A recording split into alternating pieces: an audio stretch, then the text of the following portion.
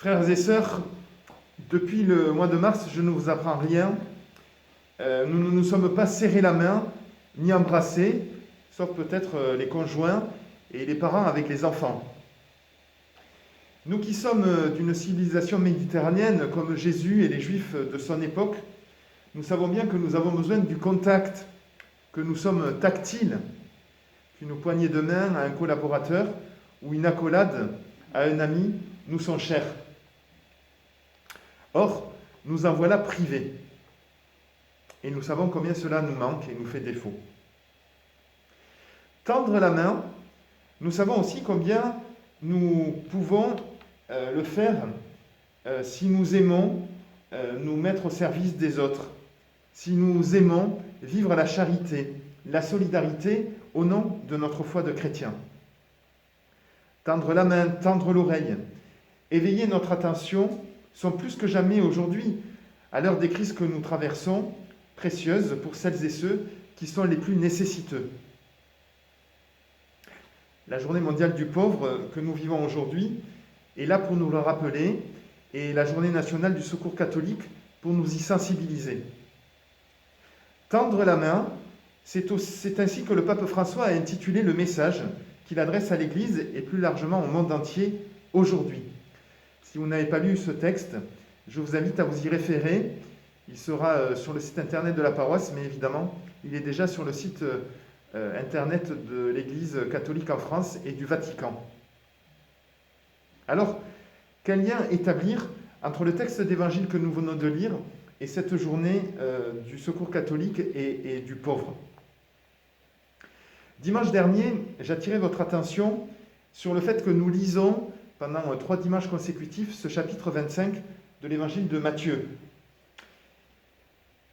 Dimanche dernier, nous avions donc cette parabole des 10 jeunes filles et nous étions invités avec cet appel de Jésus à être prévoyants, à être prêts, à savoir oser, mais aussi à devenir des veilleurs et à savoir répondre au bon moment.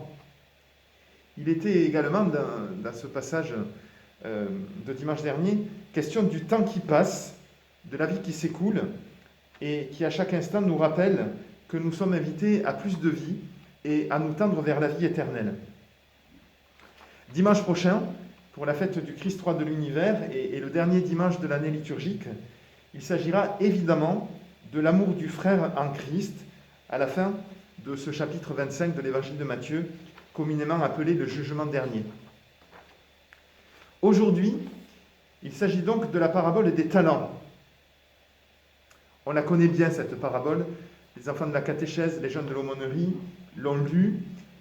On l'a même utilisée pour des temps forts. Cette parabole nous invite à ne pas avoir peur.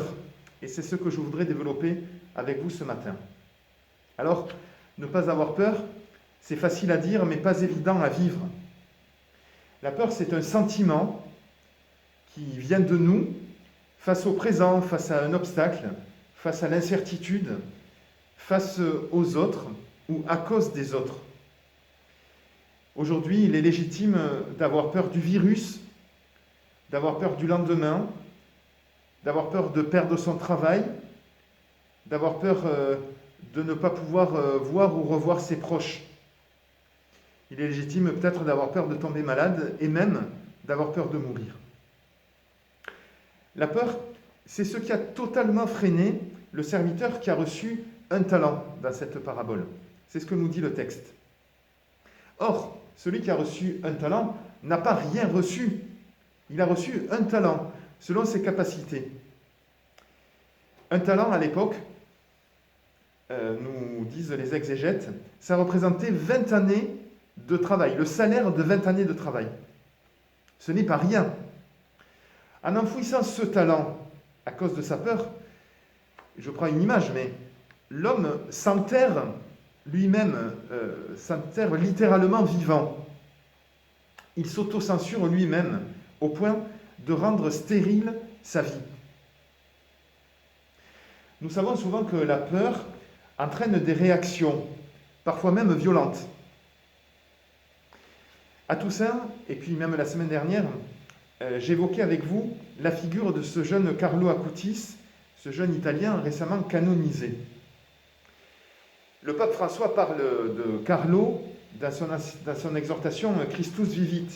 Il dit ceci: Carlo voyait que beaucoup de jeunes, même s'ils semblent différents, finissent en réalité par tous se ressembler, en courant derrière ce que les puissants leur imposent à travers les mécanismes de la consommation et de l'abrutissement. C'est ainsi qu'ils ne laissent pas jaillir en eux les dons que le Seigneur leur a faits. Ils n'offrent pas à ce monde les talents qu'ils ont en eux, si personnels et si uniques, que le Seigneur a semés en chacun d'eux. Et il poursuit: ainsi disait Carlo, il arrive que tous les hommes naissent comme des originaux, mais que beaucoup meurent comme des photocopies. Fin de citation. Vous le savez, ce jeune Carlo était atteint d'une leucémie autour de ses 14 ans, alors qu'il était un jeune chrétien comme les autres. Il avait mis ses talents de geek au service de l'annonce de l'Évangile sur Internet. Il aurait pu se plaindre, lui aussi, de n'avoir reçu qu'un seul talent et de ne pas avoir la même chance que les autres jeunes de son âge, notamment d'être en bonne santé. Mais au contraire, le talent qu'il a reçu, il a su le mettre au service des jeunes de son temps et au service de l'annonce de l'Évangile. En définitive, dans ce passage de l'Évangile, celui qui a reçu un talent a terriblement manqué de confiance en lui, évidemment. Il a eu tellement peur qu'il a cru ne pouvoir compter que sur lui-même. Le pauvre, pourrait-on s'exclamer.